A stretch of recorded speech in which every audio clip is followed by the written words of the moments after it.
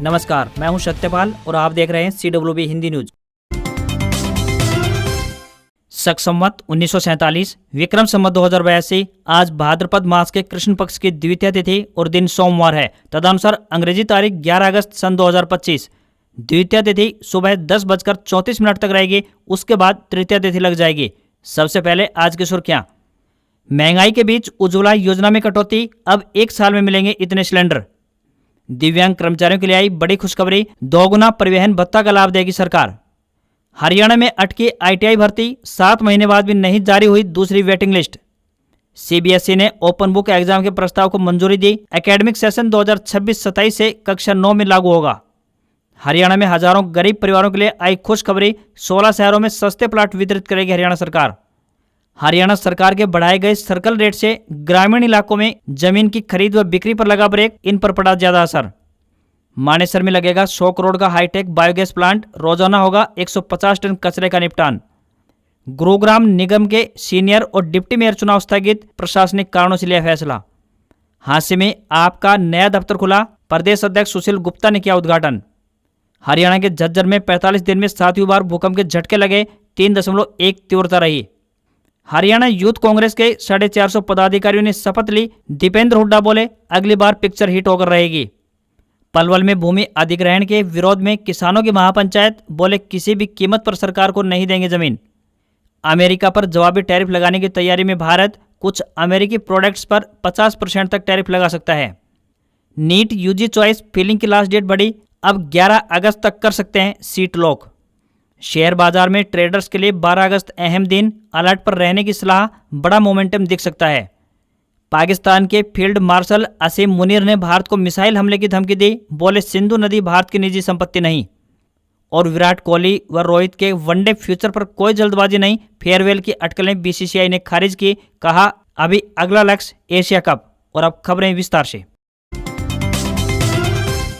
हरियाणा में बीते काफी दिनों से मौसम का बदलाव देखने को मिल रहा है। ऐसा ही कुछ नजर आज भी आ सकता है, क्योंकि मौसम विभाग ने प्रदेश में हल्की से मध्यम बारिश की संभावना जताई है। वहीं सिरसा में रविवार दोपहर डबवाली उपमंडल के कई गांवों में अचानक मौसम ने करवट ली। रिसालिया खेड़ा, रामगढ़ और रत्ता खेड़ा समेत आसपास के इलाकों में तेज हवाओं के साथ तेज बारिश हुई है। इससे क्षेत्र में उमस भरी गर्मी से लोगों को राहत जरूर मिली। किसानों ने इस बारिश को फसलों के लिए वरदान बताया है। उनका कहना है कि लंबे समय से खेतों में नमी की कमी थी, यह कमी अब पूरी हो जाएगी। बारिश के बाद खेतों में फसलें ताजगी से लहला उठी। मौसम विज्ञान केंद्र चंडीगढ़ ने आज यानी 11 अगस्त को फतेहाबाद में 0 से 25%, हिसार, भिवानी, रोहतक, चरखी दादरी, झज्जर, जींद, कैथल, पंचकुला, अंबाला, यमुनानगर, कुरुक्षेत्र, करनाल, पानीपत, सोनीपत, गुरुग्राम और फरीदाबाद में 25 से 50%, जबकि महेंद्रगढ़, रेवाड़ी और पलवल में 50 से 75% बारिश की संभावना जताई है। वहीं 12 अगस्त को फतेहाबाद, हिसार, भिवानी, जींद, कैथल और कुरुक्षेत्र में 0 से 25%, जबकि अंबाला, कुरुक्षेत्र, कैथल, करनाल, पानीपत, सोनीपत, रोहतक, झज्जर, गुरुग्राम, फरीदाबाद, मेवात और पलवल में 25 से 50% बारिश की संभावना जताई है।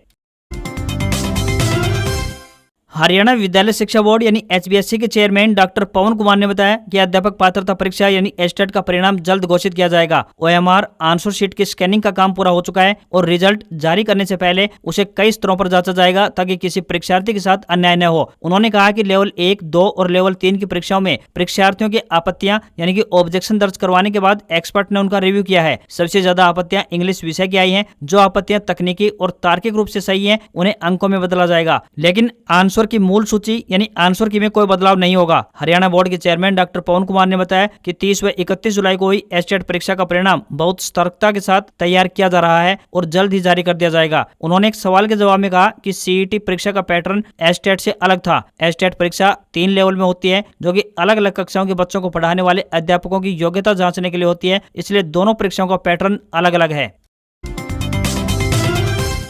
हरियाणा की नायब सैनी सरकार ने मुश्किल परिस्थितियों में जीवन यापन कर रहे बच्चों के भविष्य को संवारने के लिए स्पॉन्सरशिप योजना चलाई है। CM नायब सिंह सैनी के दिशा निर्देशों पर महिला एवं बाल विकास विभाग द्वारा यह योजना बाल कल्याण को ध्यान में रखते हुए संचालित की जा रही है। यह योजना उन बच्चों के लिए है जो एकल अभिभावक यानी कि केवल अपनी मां के साथ रह रहे हैं या फिर जिनके माता पिता गंभीर बीमारी से ग्रस्त हैं। ऐसे बच्चे जिन्हें बाल कल्याण समिति द्वारा देखरेख एवं संरक्षण की श्रेणी में रखा गया है, उन्हें भी इस योजना के तहत 4,000 रुपए प्रति महीना की आर्थिक सहायता राशि दी जाएगी। यह सहायता राशि जिला बाल संरक्षण इकाई के माध्यम से प्रदान की जा रही है। आवेदन के लिए योग्यता की बात करें तो ग्रामीण क्षेत्र में परिवार की सालाना आमदनी 72,000 रुपए से कम होनी चाहिए, जबकि शहरी क्षेत्र में यह सीमा 96,000 रुपए तय की गई है। लाभ लेने वाले परिवार में अधिकतम 2 बच्चे हों जिनकी आयु 18 साल से कम हो। साथ ही सहायता राशि मिलने के बाद भी त्रैमासिक निरीक्षण के माध्यम से लाभार्थियों की स्थिति की निगरानी की जाती है, ताकि यह सुनिश्चित किया जा सके कि सहायता सही हाथों तक पहुंच रही है और उसका उपयोग बच्चों की देखभाल के लिए ही हो रहा है।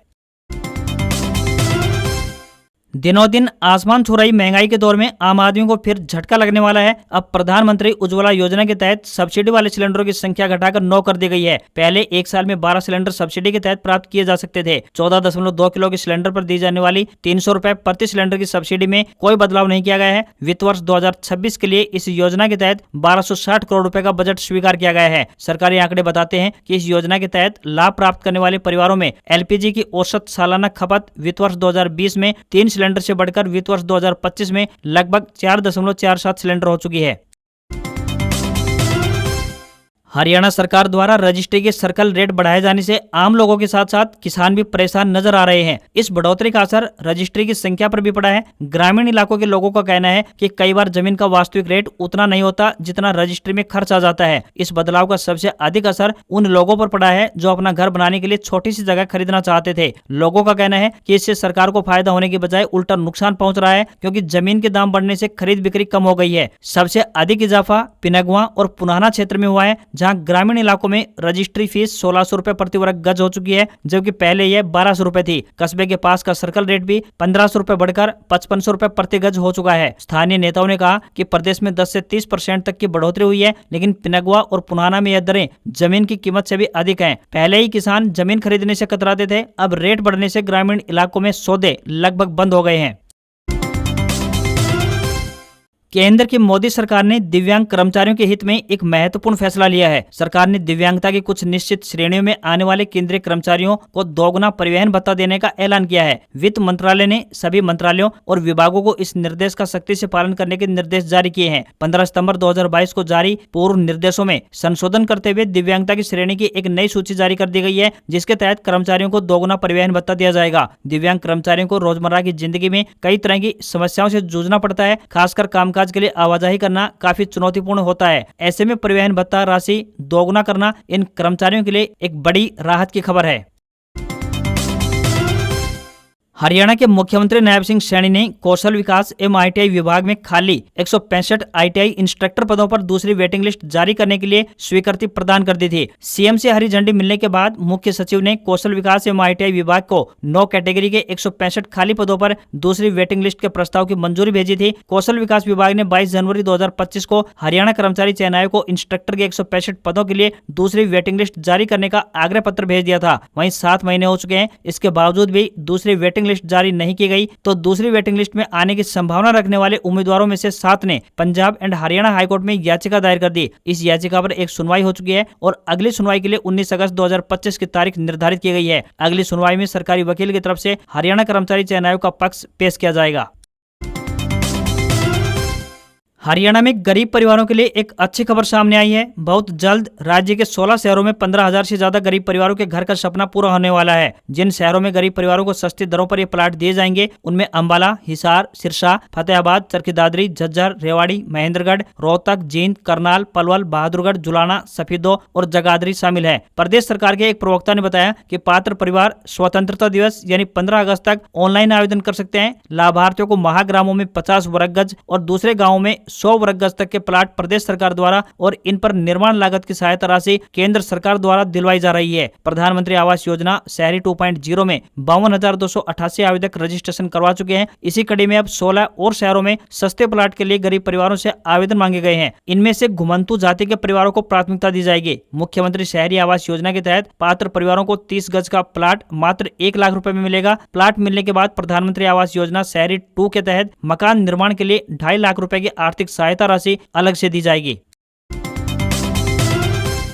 कचरा प्रबंधन की दिशा में मानेसर नगर निगम एक बड़ा कदम उठाने जा रहा है। गांव भाकरोला में लगभग 100 करोड़ रुपए की लागत से अत्याधुनिक बायोगैस प्लांट की स्थापना की जाएगी। इसके लिए नगर निगम ने भारत पेट्रोलियम के साथ एक समझौता किया है। इस काम के लिए 10 एकड़ जमीन को चिन्हित कर लिया गया है। अनुमान है कि इस प्लांट से हर रोज तकरीबन 150 टन कचरे का निपटान होगा और तैयार बायोगैस से सीएनजी बनेगी, जिससे कि नगर निगम की आय में बढ़ोतरी होगी। नगर निगम मानेसर द्वारा इस प्लांट का निर्माण किया जाएगा, जिसकी लागत भारत पेट्रोलियम वहन करेगा। यहाँ हर रोज 150 टन के आसपास कचरे को प्रोसेस करके बायोगैस तैयार की जाएगी। भारत पेट्रोलियम के पास इस प्लांट के संचालन की जिम्मेदारी होगी। इसके लिए 25 सालों का समझौता तय किया गया है। मानेसर से हर रोज लगभग 200 टन घरेलू कचरा निकलता है। इस प्लांट की शुरुआत होने के बाद 150 टन से ज्यादा कचरा उसी दिन प्रोसेस कर लिया जाएगा। इस प्रक्रिया में गौशालाओं से मिलने वाले गोबर का भी इस्तेमाल किया जाएगा, जिससे वहां की आय में भी बढ़ोतरी दर्ज होगी।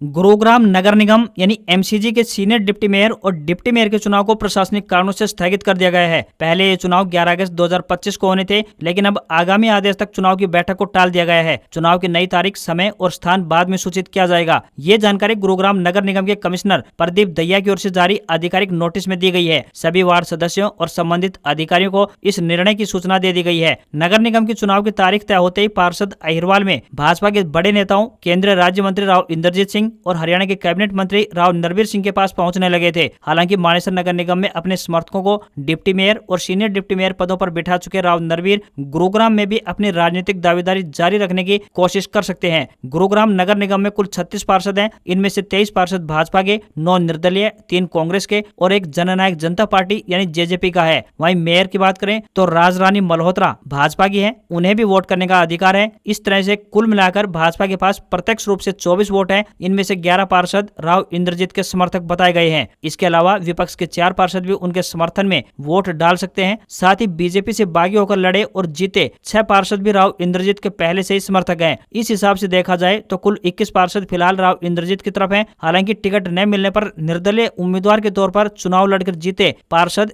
भाजपा का खेल बिगाड़ सकते हैं। इनमें से अधिकतर बीजेपी के पुराने कार्यकर्ता हैं। मानेसर में अंतिम समय में मेयर और उनके समर्थक पार्षदों के न पहुंचने से चुनाव एक तरफा हो गया था, लेकिन गुरुग्राम में ऐसा होना मुश्किल लग रहा है। यह चुनाव गुरुग्राम के विकास के लिए भी महत्वपूर्ण है। सीनियर डिप्टी मेयर और डिप्टी मेयर के पद न केवल नीतियों को लागू करने में सहायता करते हैं, बल्कि सड़क निर्माण, साफ सफाई और नागरिक सुविधाओं को बेहतर बनाने में भी अहम भूमिका निभाते हैं। नए नेतृत्व से शहर की लंबित परियोजनाओं को गति मिलेगी और समस्याओं का त्वरित समाधान भी होगा। हरियाणा के झज्जर में रविवार को शाम 4:10 पर भूकंप के झटके लगे। भूकंप की तीव्रता रिक्टर स्केल पर 3.1 मापी गई। भूकंप का केंद्र झज्जर का गांव बीड़ सुनार रहा। जमीन से 10 किलोमीटर की गहराई में हलचल हुई। हालांकि किसी तरह से जान माल के नुकसान की सूचना नहीं है। बता दें कि प्रदेश में 45 दिन में 7वीं बार भूकंप के झटके लगे हैं। 17 जुलाई को भी झज्जर में भूकंप आया था। बता दें कि हमारी धरती की सतह मुख्य रूप से 7 बड़ी और कई छोटी छोटी टेक्टोनिक प्लेट से मिलकर बनी है। ये प्लेट्स लगातार तैरती रहती हैं और कई बार आपस में टकरा जाती हैं। टकराने से कई बार प्लेट्स के कोने मुड़ जाते हैं और ज्यादा दबाव पड़ने पर ये प्लेट्स टूटने लगती हैं। ऐसे में नीचे से निकली ऊर्जा बाहर की ओर निकलने का रास्ता खोजती है और इस डिस्टर्बेंस के बाद भूकंप आता है। भूकंप विज्ञान केंद्र के मुताबिक उत्तराखंड के देहरादून से लेकर हरियाणा के महेंद्रगढ़ जिले तक जमीन के नीचे एक फॉल्ट लाइन है। इसमें जब प्लेट मूवमेंट होती है तो इसके आपस में टकराने से कंपन पैदा होता है, जिसके कारण भूकंप के झटके महसूस होते हैं। पलवल में रविवार को किसानों ने महापंचायत की। यमुना नदी के किनारे बसे खादर क्षेत्र के किसानों ने आईएमटी के लिए होने वाले भूमि अधिग्रहण का विरोध करना शुरू कर दिया है। रविवार को बागपुर खुर्द में हुई महापंचायत में किसानों ने एकजुट होकर लैंड पूलिंग योजना का विरोध करने का निर्णय लिया। बैठक में फैसला लिया गया कि कोई भी किसान लैंड पूलिंग योजना के पोर्टल पर अपनी जमीन का रजिस्ट्रेशन नहीं करवाएगा। हरियाणा सरकार ने हाल ही में घोषणा की है, जेवर एयरपोर्ट के निकट फरीदाबाद और पलवल जिले के यमुना किनारे बसे 15 गाँव की 9000 एकड़ भूमि में आईएमटी विकसित की जाएगी। इसमें पलवल जिले के मोहना, बागपुर कला, बागपुर खुर्द, हंसापुर, सोल्डा और थंथरी सहित तकरीबन 15 गांव शामिल हैं। पंचायत में किसानों ने एक स्वर में नारा दिया, हम जान देंगे पर जमीन न देंगे। किसानों का कहना है कि वे अपनी जमीन को किसी भी कीमत पर सरकार को नहीं देंगे। किसान नेता रवि आजाद ने इस योजना को हरियाणा सरकार द्वारा हजारों एकड़ जमीन हड़पने का एक तरीका बताया। इसके साथ ही किसानों ने 18 अगस्त को हर गाँव से विधायकों, जिला उपायुक्त, एसडीएम और तहसीलदार को ज्ञापन सौंपने का फैसला किया है, जिसमें स्पष्ट किया जाएगा कि वे अपनी जमीन सरकार को नहीं देंगे।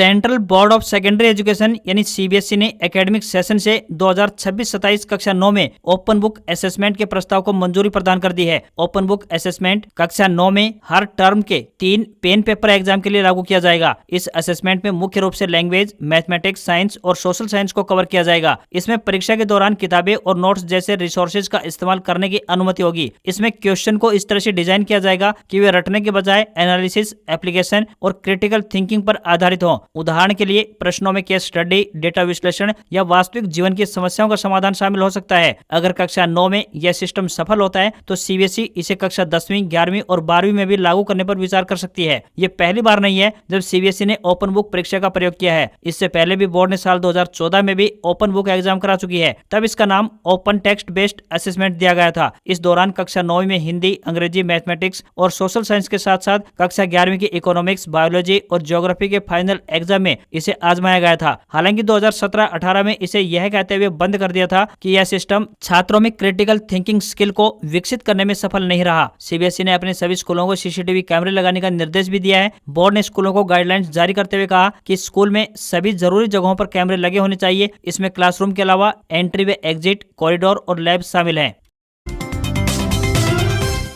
प्रधानमंत्री नरेंद्र मोदी ने रविवार को अमेरिकी राष्ट्रपति डोनाल्ड ट्रंप को उसका नाम लिए बिना जवाब दिया है। मोदी ने बेंगलुरु में कहा, भारत दुनिया की तेजी से बढ़ती इकोनॉमी है। हम 10वें नंबर से टॉप 5 में पहुंच गए हैं। जल्द ही टॉप 3 में भी आ जाएंगे। ये ताकत रिफॉर्म, परफॉर्म और ट्रांसफॉर्म से मिली है। देश की उपलब्धियों का परचम आसमान में लहरा रहा है। दरअसल अमेरिकी राष्ट्रपति ने 31 जुलाई को भारत पर 25% टैरिफ लगाते हुए भारत और रूस को डेड इकोनॉमी बताया था। ट्रंप ने कहा था, भारत और रूस अपनी अर्थव्यवस्था को साथ ले डूबे, मुझे क्या। इसके अलावा ऑपरेशन सिंदूर को लेकर पीएम मोदी ने कहा, भारतीय सैनिकों की आतंकियों और पाकिस्तान को घुटने में लाने की क्षमता को पूरी दुनिया ने देखा है। इसकी सफलता के पीछे हमारी टेक्नोलॉजी और मेक इन इंडिया की ताकत है। पीएम मोदी ने बेंगलुरु के केएसआर रेलवे स्टेशन पर 3 वंदे भारत एक्सप्रेस ट्रेनों को हरी झंडी दिखाई। इनमें बेंगलुरु से बेलगावी, अमृतसर से श्री माता वैष्णो देवी कटरा और नागपुर अजनी से पुणे तक की ट्रेनें शामिल हैं। फिलहाल भारत का मेट्रो नेटवर्क दुनिया में 3रे नंबर पर है और जल्द ही दूसरा सबसे बड़ा नेटवर्क बनने की ओर अग्रसर है। अनुमान है कि देश भर में मेट्रो रोजाना तकरीबन 1 करोड़ लोगों को सेवा देती हैं। वहीं वंदे भारत ट्रेनों की शुरुआत की बात करें तो पहली बार 15 फरवरी 2019 को मेक इन इंडिया स्कीम के तहत की गई थी। इस समय देश में 100 से ज्यादा वंदे भारत ट्रेनें चल रही हैं।